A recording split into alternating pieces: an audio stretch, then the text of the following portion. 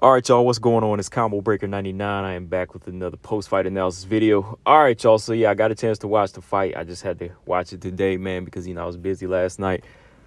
Katie Taylor versus Amanda Serrano. First off, I have to say, shout out to both of these fighters. They went in there, they put on a war.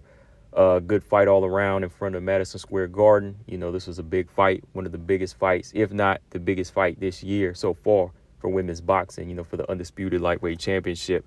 And first off, I have to say, look, shout out to Amanda Serrano. It's just like I said, man, going into this fight here, I knew that she had plenty of things like these keys to victory that I've been talking about in my live stream the other day that would go in there and offset Katie Taylor and just really give her trouble and earn her victory.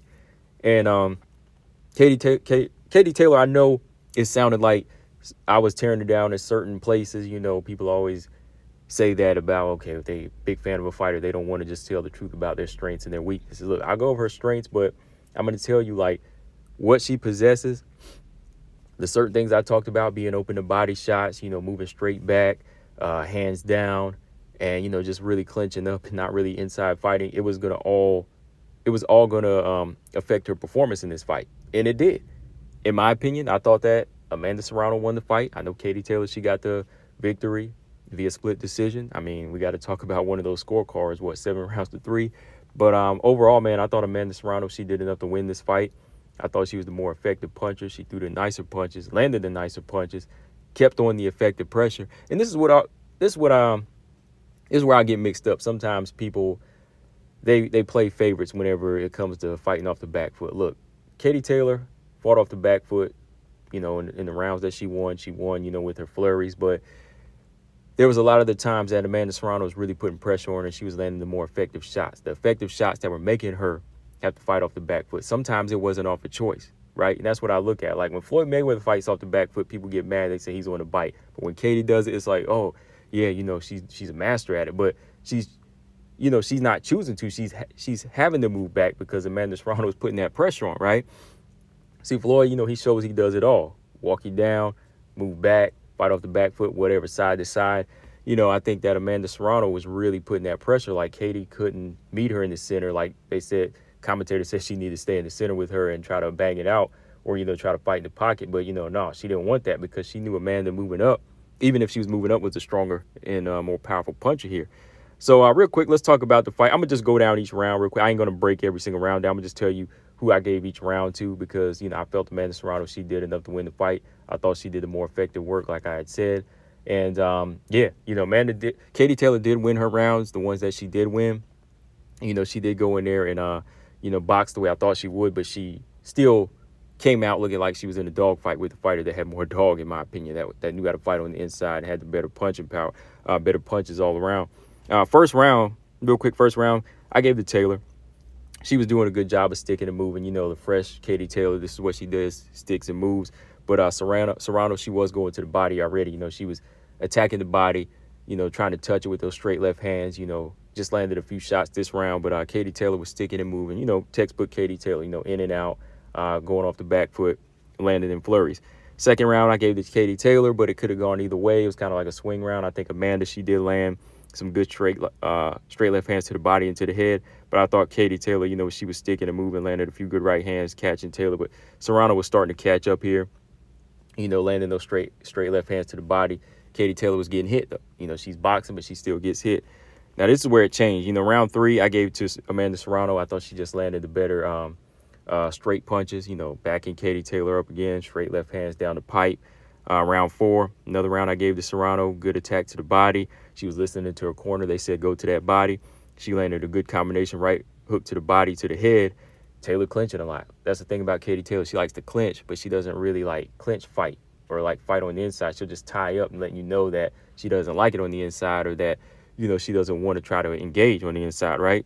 So I gave that round to Serrano.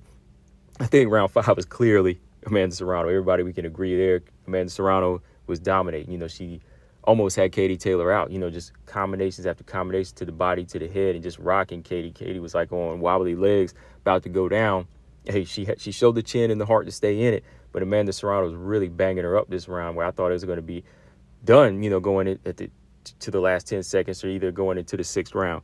6th round, I gave it Amanda Serrano again, just walking Katie Taylor down, really taking away her punch output, just beating her up again. She was really bleeding from the nose, breathing heavy from the mouth. Round 7, another round for Amanda Serrano. I think she just landed the better shots, again, body, head, just all around effective, just walking her down, really just taking it to her. Round 8, this is where it kind of changed. I think Katie Taylor started to gain her momentum back. I think Amanda Serrano took her foot off the gas and started trying to pick her shots a little too much here, just take a break. She was wild to bring in some shots. So Katie Taylor just started sticking and moving like round 1. Amanda Serrano was still working the body, though. She still landed some good body shots. I had to catch a couple of clips of some of those body shots she was landing, faking like she was going to throw the right hand, go with the left hand to the body. Really good shots she was landing. Then round 9 in the championships rounds, I gave that to Katie Taylor. Katie Taylor was landing flurries, trying to catch up. And again, Amanda Serrano, she wasn't really doing as much damage. She wasn't fighting on the inside like she needed to be. She really needed to keep everything she was doing from round 3 on consistent against quick boxer like Katie Taylor. Now this last round, I know we'll agree or disagree on this one, but it was a good back and forth round. But again, I had to give this to Amanda Serrano. I thought the back and forth action really favored Amanda Serrano. This is what she wanted. Katie Taylor looked like she was about out again. She was eating some big bombs there. She landed some good shots, but again, if you're looking at trading, we're going to look at the more effective puncher, and I'm going to go with Amanda Serrano. I thought she had her hurt again in this round. Katie Taylor landed some good flurries, but again, piling up points versus the one that's piling up points with effective shots that's doing damage, I gave it to Amanda Serrano. So I had a total of, 1, 2, 3, 4, 5, 6 rounds to 4 for Amanda Serrano. Could have been 7 rounds to 3 if I included round 2. I know one of the judges had round 2 for, I think Chris Mannix, unofficial score had it for Amanda Serrano, but some people feel like it was a draw. Could have been a draw, maybe. Katie Taylor, like I said, she was fighting off the back foot a lot, but it was like she was forced to. It wasn't like she was choosing to do this. She didn't really want to fight in the clinch.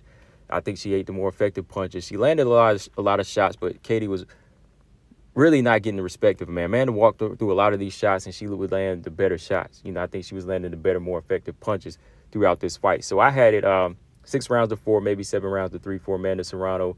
Good all-around fight, though. Definitely going to be potential candidate fight of the year, just for men and women all across the board. For me, shout out to Amanda Serrano. I thought she did the work she needed to do.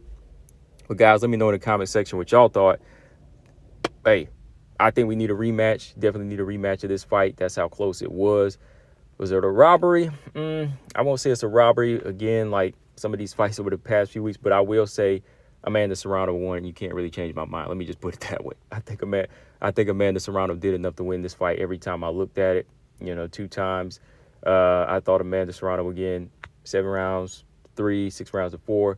Katie was just really in a fight for her life in this one, man. Like similar to the Delphine Pursoon fight, but a little bit more one-sided here because I think Delphine Pursoon, she made the mistake of not knowing how to punch, punch clean like Amanda Serrano. Amanda Serrano really knew how to go in there and place her punches better, walk her down, place her punches, and just tear that body up. Delphine Pursoon did a lot of mauling and forearms and, landing right hands, but they were off balance. So Amanda Serrano did what I said she would do because she's a better, more calculated puncher than Delphine Pursoon. So rematch, I want to see it next time around. Amanda Serrano, she's going to have to be much cleaner, consistent, keep it going, fight on the inside for more than 6, 7 rounds, and just really put the pressure on on Katie Taylor. Katie, she's got to start moving her head. Katie's got to start moving her hands and keeping her hands up. She's not this fast, quick boxer like that. Somebody asked me, is her style like Lomachenko? No, not at all. Loma, he gets hit sometimes, but he doesn't get hit like this. You know what I mean? He uses more angles. He won't just back straight up and just clinch. He knows how to land flurries in the inside and move in and out, and he can, dip out at these crazy angles. And when he dips out at angle, he comes back with some nice punches that really know how to break your will, right? So, yeah, man, I'll probably talk more about this in a live stream tomorrow again, and maybe I'll do a live round by round, but maybe we'll see next week. But, yeah, overall, I thought Amanda Serrano won the fight. You can't really say that Katie Taylor clearly won the fight. If you had her winning maybe by a round, I could see that, or a draw. But I thought Amanda Serrano was just all around giving her the better work, keeping her on the back foot, forcing her on the back foot and making her clinch a lot. So, yeah, guys, Let me know in the comment section what y'all thought. I'm gonna post this video on all boxing everything as well. So subscribe to my all boxing everything YouTube channel, Combo Breaker 99. I'm out. Subscribe. Peace.